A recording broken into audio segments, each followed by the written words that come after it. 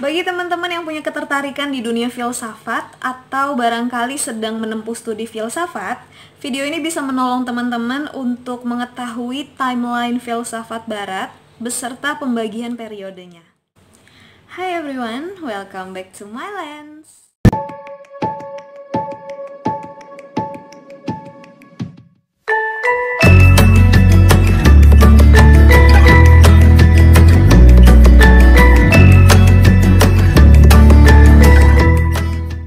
Hari ini aku mau mereview sebuah buku yang isinya 100 anekdot filsafat. Judulnya itu Si Buta dari Gua Plato.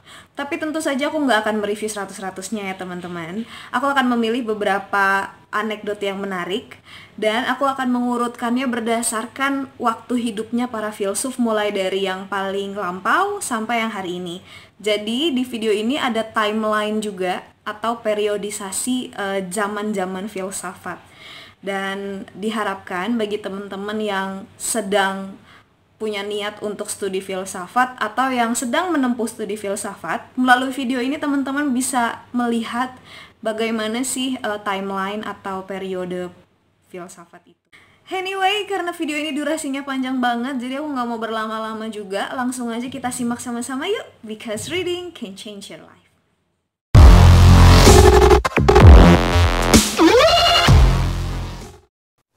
Filsafat adalah ilmu yang sudah sangat tua. Ilmu ini muncul ketika manusia mulai berpikir dan memiliki kesadaran tentang pemikirannya. Ini sesuai dengan arti dari akar kata filsafat sendiri, yakni philo yang berarti cinta dan sophia yang berarti kebijaksanaan. Filosofi berarti rasa cinta terhadap kebijaksanaan. Kita bahkan tidak dapat memastikan siapa sebenarnya filsuf pertama di dunia, sebab tidak ada catatan sejarah mengenai hal itu. Namun, buku Si Buta dari Gua Plato ini punya pendapat sendiri tentang siapakah filsuf tertua di dunia. Ia adalah monyet. Iya, monyet. Filsafat dimulai dari rasa ingin tahu yang besar. Rasa ingin tahu adalah awal mula berfilsafat. Dan jika kita ingin belajar tentang rasa ingin tahu, kita dapat belajar kepada monyet. Suatu hari, di dalam hutan belantara, seekor monyet tanpa sengaja mengajari kita bagaimana cara mengembangkan rasa ingin tahu. Kala itu, ia sedang menginterogasi Tarzan sahabatnya. "Tarzan, kenapa sih di sini hanya kamu saja yang pakai celana?" "Kami semua tidak pakai." "Sebenarnya ada rahasia apa?" "Tidak ada rahasia-rahasiaan," jawab Tarzan. "Ayolah, kita kan berkawan baik. Masa di antara kita ada rahasia?" desak si monyet. "Aku bilang tidak ada, ya tidak ada," sahut Tarzan mengelak. Monyet sungguh tidak puas dengan jawaban temannya itu. Akhirnya ia pun mengajak kawan-kawannya yang lain untuk pergi ke pondok Tarzan secara diam-diam guna mengintai dan mencari tahu rahasia Tarzan. Ya, filsafat memang dimulai dengan rasa ingin tahu dan sikap menyelidik. Dan itulah yang dilakukan si monyet. Seperti biasa, sebelum mandi Tarzan mesti membuka celananya satu-satunya itu. Begitu melihat Tarzan bugil, monyet-monyet itu pun tertawa terpingkal-pingkal. Si monyet lalu berkata kepada teman-temannya, "Pantas dia pakai celana. Rupanya ia malu, sebab ekornya ada di depan dan bukan di belakang. Pendek pula." Buku filsafat dari Gua Plato berisi 100 anekdot lucu tentang para filsuf dan pemikirannya. Utamanya, mereka yang tergabung dalam tradisi filsafat barat. Anekdotnya memang tidak berurut, namun dengan membaca anekdot-anekdot ini, kita jadi mendapat jejak untuk mengetahui pemikiran dan waktu hidup filsuf yang disebutkan dalam anekdot. Untuk mempermudah pembacaan dan memperluas wawasan teman-teman mengenai dunia filsafat, aku urutkan anekdotnya berdasarkan filsuf yang paling tua ya. Sekalian aku mau berbagi juga tentang pengelompokan zaman filsafat barat supaya teman-teman mendapatkan gambaran tentang garis besar tradisinya. Berikut ini tradisi filsafat barat mulai dari yang paling awal sampai yang paling baru. Tradisi filsafat barat yang pertama adalah filsafat Yunani. Tradisi ini berkembang mulai dari abad ke-6 sampai ke-3 sebelum Masehi. Ada banyak filsuf yang terkenal yang meletakkan dasar bagi tradisi filsafat barat pada masa ini, sehingga budaya Yunani dikenal dengan kekayaan dan kehebatannya di berbagai bidang intelektual. Di antara para filsuf tersebut ada Pitagoras dari Samos yang hidup tahun 580 sampai 500 sebelum Masehi. Ia dikenal dengan berbagai penemuannya di bidang matematika dan ilmu bumi, di antaranya rumus Pitagoras.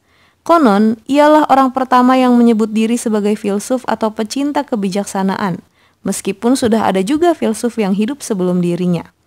Selain Pitagoras, ada pula 3 filsuf terkenal yang dipercaya pemikirannya menjadi pilar-pilar pemikiran filsafat hingga hari ini, yakni Sokrates, Plato, dan Aristoteles. Plato dikenal dengan pemikirannya tentang dunia ide dan keyakinannya bahwa segala sesuatu yang kita lihat, dengar, dan rasakan tidaklah nyata, melainkan hanya proyeksi dari pemikiran-pemikiran kita. Aristoteles dikenal sebagai pemikir rasional pertama yang memperkenalkan hukum-hukum rasionalitas ke dunia. Sementara itu, Sokrates dikenal sebagai filsuf yang menemukan kebenaran melalui keraguan dan pertanyaan-pertanyaan. Ada sebuah cerita lucu tentang Sokrates. Sebagai seorang filsuf, ia adalah filsuf yang memiliki hobi berat, yaitu bertanya. Ia bahkan rela mengeluarkan uang untuk menemukan orang yang mau meladeni pertanyaan-pertanyaannya. Sayangnya, pertanyaan Sokrates tajam seperti pedang dan terkadang mengejutkan bagaikan ledakan. Kadang juga membuat orang menjadi bingung. Karena itulah, cukup sulit menemukan orang yang mau berdiskusi dengannya. Menjelang dirinya dihukum mati, muridnya datang dan berkata kepadanya, "Guru, aku tidak rela jika kau dibunuh karena tuduhan yang tidak adil." Mendengar perkataannya itu, Sokrates justru menimpalinya dengan pertanyaan, "Jadi, apakah kamu rela jika aku dibunuh dengan tuduhan yang adil?" Sang murid pun tidak dapat berkata apa-apa. Selanjutnya adalah era filsafat Helenistik. Budaya Helenis merupakan budaya peralihan antara Yunani dengan Romawi, dan budaya ini muncul di wilayah sekitar Eropa, Asia Kecil, hingga ke sebagian Timur Tengah dari abad ke-3 sampai abad pertama sebelum Masehi. Para pemikir masa ini antara lain Strato dari Lampsacus, Epicurus yang melahirkan Epikurianisme, Timon, Aristarchus, Archimedes yang menemukan hukum fisika Archimedes, serta Eratosthenes. Di masa selanjutnya, tradisi Romawi semakin berkembang dan para filsuf yang terkenal pada abad ini antara lain Seneca, Epictetus, Philo, Marcus Aurelius, Santo Agustinus, dan juga Cicero. Yang terakhir ini namanya banyak muncul di permukaan belakangan ini ya. Nama Cicero digumam-gumamkan oleh Winston Churchill dalam film The Darkest Hour, dan kisah Cicero dimuat dalam novel trilogi karya Robert Harris. Selanjutnya berkembanglah filsafat abad pertengahan dari sekitar abad ke-5 sampai akhir abad ke-15. Para tokohnya kebanyakan berasal dari tradisi agama Kristen, Islam, dan Yahudi. Dari tradisi agama Kristen ada Anselmus, Yohanes dari Damaskus, Santo Fransiskus dari Assisi, Meister Eckhart, Nicholas Cusa, dan Thomas Aquinas. Sementara dari agama Islam ada Al-Kindi, Al-Farabi, Khayyam, Ibnu Sina, Sohrawardi, Al-Ghazali, dan Ibnu Khaldun. Dari agama Yahudi ada Ibnu Gabirol, Abraham bin Daud, Maimonides, dan Hasdai Crescas. Namun ada juga filsuf yang mengembangkan ilmu-ilmu pengetahuan di luar doktrin-doktrin agama seperti Fibonacci, Michael Scott, dan Roger Bacon yang adalah para ahli matematika. Albertus Magnus seorang empiris, serta Lorenzo Valla dan Pico della Mirandola yang adalah kaum humanis. Ada sebuah cerita menarik tentang para filsuf abad pertengahan. Menurut buku Si Buta dari Gua Plato, filsuf abad pertengahan suka berbicara tentang surga dan neraka. Bukan hanya surga secara umum, tetapi mendetail sampai pada letak dapurnya di sebelah mana, kamar mandi ada berapa, WC-nya duduk atau jongkok, dan sebagainya. Kalau membahas neraka, bukan hanya apinya yang meluap-luap, bahkan kayunya diimpor dari mana, yang jual siapa, semuanya itu masuk dalam sistem filsafat mereka. Bidadari juga tidak luput dari pemikiran mereka. Parfum merek apa yang dipakai oleh para bidadari saja bisa jadi perdebatan yang sangat panjang. Suatu saat, seorang filsuf abad pertengahan membeberkan pemikirannya kepada para warga tentang surga dan neraka. Ia mengatakan bahwa surga dan neraka memang ada. Lalu, ada seorang pendengar yang mengajukan pertanyaan. Apakah Anda pernah ke sana? Tanyanya. Belum sih, jawab si filsuf. Wah, syukurlah, sambung orang itu. Ternyata itu hanya gosip. Masa berikutnya adalah zaman modern awal yang ditandai dengan gerakan reformasi dan pencerahan. Masa ini berlangsung dari sekitar abad ke-16 sampai abad ke-19. Pada masa ini ada lebih banyak filsuf humanis dan ilmu pengetahuan yang bermunculan. Nama-namanya diantaranya ada di dalam buku-buku pelajaran sekolah dasar dan sekolah menengah kita, seperti Johannes Kepler, Nicolaus Copernicus, Isaac Newton, Blaise Pascal, Galileo Galilei, serta Robert Boyle dari bidang ilmu pengetahuan alam. Masih ada juga Sir Thomas More, John Locke, Voltaire, David Hume, Niccolo Machiavelli, René Descartes, Thomas Hobbes, Adam Smith, Immanuel Kant, serta Baron de Montesquieu dari ilmu pengetahuan sosial. Ada cerita lucu tentang para filsuf ini. Pada suatu kali, para filsuf sedang lapar dan kebetulan ada seorang tukang bakso yang lewat. Machiavelli, filsuf yang banyak membahas tentang politik kekuasaan dan menolong para pemimpin untuk meraih kekuasaan dengan berbagai cara, termasuk tipu muslihat dan kekejaman, langsung mengajak teman-temannya untuk berunding.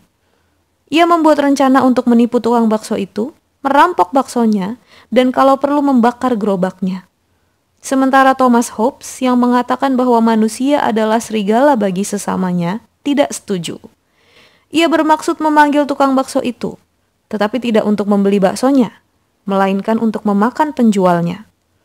René Descartes yang berpandangan aku berpikir maka aku ada, atau cogito ergo sum, tidak sempat menyahut karena ia sibuk berpikir, apakah bakso itu benar-benar ada. Sementara Charles Peirce yang meyakini bahwa pengetahuan akan didapatkan ketika kita berani mencoba, hanya bisa mendukung dengan mengatakan, bila makan bakso akan mengenyangkanmu, lanjutkan. Dan diskusi ini diakhiri oleh pernyataan Immanuel Kant. Sudah, kita makan saja, tidak usah berfilsafat. Masa berikutnya adalah zaman modern yang bergulir pada abad ke-19 hingga pertengahan abad ke-20. Pada masa ini, paham-paham materialis dan fenomenologi yang lebih real dan berbasis pengalaman semakin merebak. Hal ini mengakibatkan berkembangnya ilmu filsafat menjadi paham-paham sosial, politik, dan ekonomi yang lebih kompleks, termasuk juga paham-paham kenegaraan. Berbagai paham seperti sosialisme, kapitalisme, komunisme, liberalisme, totalitarianisme, dan utilitarianisme dikembangkan oleh para filsuf pada masa ini. Mereka adalah Hegel, Auguste Comte, Ralph Waldo Emerson, Friedrich Nietzsche, Martin Heidegger, Jean-Paul Sartre, Max Weber, Karl Marx, dan Mikhail Bakunin, serta masih banyak lagi. Perkembangan pemikiran para filsuf pada abad ini turut mempengaruhi kondisi politik di berbagai negara. Mungkin teman-teman sadar juga ya bahwa Perang Dunia Pertama dan Kedua terjadi pada masa ini. Tidak hanya itu, pada masa ini ilmu psikologi juga mulai berkembang dengan kemunculan Sigmund Freud sebagai bapak psikoanalisa, beserta dengan para muridnya seperti Carl Jung dan Erich Fromm. Charles Darwin dan Herbert Spencer juga berkarya pada masa ini. Ada sebuah cerita tentang Friedrich Nietzsche dan Adolf Hitler. Teman-teman masih ingat kan beberapa pemikiran Nietzsche? Kalau sudah lupa bisa dilihat ya di 2 video sebelumnya. Nietzsche ini termasuk filsuf yang dikagumi Hitler loh. Ceritanya, suatu kali Nietzsche marah karena merasa Hitler mengikuti pemikirannya secara tidak tepat dan justru menjadikan pemikirannya itu sebagai alasan untuk bertindak kejam. Nietzsche pun berkunjung ke kantor Hitler dengan gusar dan langsung masuk ke kantornya tanpa menunjukkan tata krama sedikit pun. Penjaga ia terjang dan pintu pun ia tendang. Memang baginya tata krama adalah produk orang kerdil, tidak sesuai dengan karakter manusia unggul yang ia jabarkan dalam buku-bukunya. Pandangan ini jugalah yang sebenarnya diadopsi oleh Hitler, meskipun harus diakui ia menafsirkannya secara kurang ajar. Nietzsche pun menggugat Hitler dengan pertanyaan, Hitler, tahukah bahwa kau telah salah memahamiku? Hitler menjawabnya dengan pembelaan. Wah, tidak mungkin. Aku sangat mengidolakanmu. Buku-bukumu sampai menggantikan peran bantalku dan aku bawa tidur. Aku sangat tekun mempelajari pemikiranmu, Nietzsche. Itu bukan jaminan, timpal Nietzsche.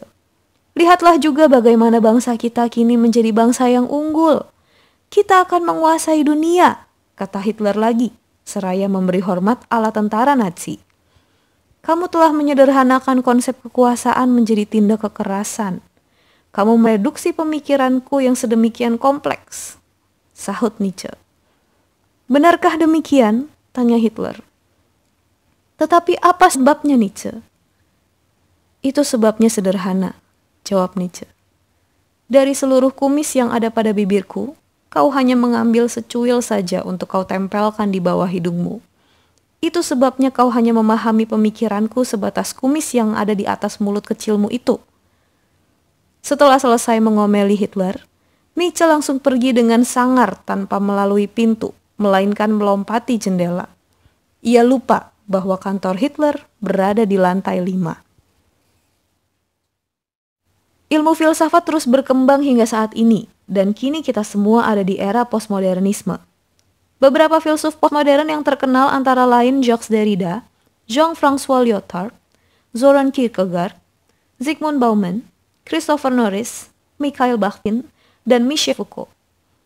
Para filsuf di zaman postmodern melihat kebenaran dengan lebih skeptis dan cenderung mengakui keberadaan berbagai perspektif tentang segala sesuatu. Mereka mendekonstruksi pemikiran para filsuf sebelumnya dan menemukan banyak cara pandang baru dari hal-hal yang sudah lama menjadi pokok-pokok besar pemikiran filsafat. Dalam suatu kelas filsafat, dibahaslah secara keseluruhan sejarah perkembangan ilmu filsafat dari yang paling awal hingga abad ini. Di kelas ini, seorang dosen tua mengajar mahasiswa-mahasiswinya yang cerdas dan menantang mereka untuk berpikir mandiri. Seorang mahasiswa gondrong berpendapat, "Pak, menurutku sejarah filsafat itu bisa dipetakan secara mudah melalui struktur tubuh kita." Sang dosen tertarik untuk mendengarkan penjelasan mahasiswa gondrong ini lebih lanjut. Ia pun memintanya menjelaskan. "Maksudmu bagaimana? Coba jelaskan dengan gamblang." Sang mahasiswa gondrong pun memulai penjelasannya. Zaman Hegel dan sebelumnya, filsafat mereka semua berurusan dengan kepala dan isinya, tentang ide, rasio, dan logika. Zaman Marx, filsafatnya berurusan dengan perut dan perjuangan untuk mengisi perut, tentang revolusi dan buruh. Dan yang kontemporer, postmodernisme, banyak berkaitan dengan urusan bawah perut, tentang seks dan kepuasan. Mendengar penjelasannya ini, temannya merespons, "Boleh juga caramu berpikir, sobat." "Terus Pak, bagaimana kira-kira masa depan filsafat selanjutnya?" Sang dosen tidak segera menjawab, melainkan menantang mahasiswanya kembali berpikir. "Menurut kalian sendiri, bagaimana kira-kira? Calon filsuf harus berpikir mandiri, toh?" Mahasiswa gondrong mencoba menjawab, "Menurutku, pemikiran filsafat yang akan datang, kalau memakai ilustrasi tubuh tadi, pasti akan semakin ke bawah lagi. Pasti akan berkaitan dengan kaki." "Maksudmu bagaimana? Apakah soal futsal dan jogging juga perlu difilsafatkan?" tanya temannya keheranan. Mendengar percakapan kedua mahasiswa itu, sang dosen sontak berseru, "Dengkulmu!"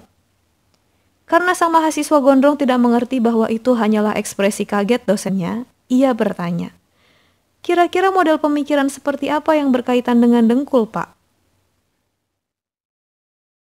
Itu tadi review bukunya teman-teman, semoga semakin menambah wawasan teman-teman soal dunia filsafat ya. Dan aku juga mau ngasih tahu bahwa sekarang Mylens udah punya program baru namanya Mini Talk. Dan di sini aku nantinya akan ngobrol-ngobrol sama banyak teman-teman soal habit baca mereka.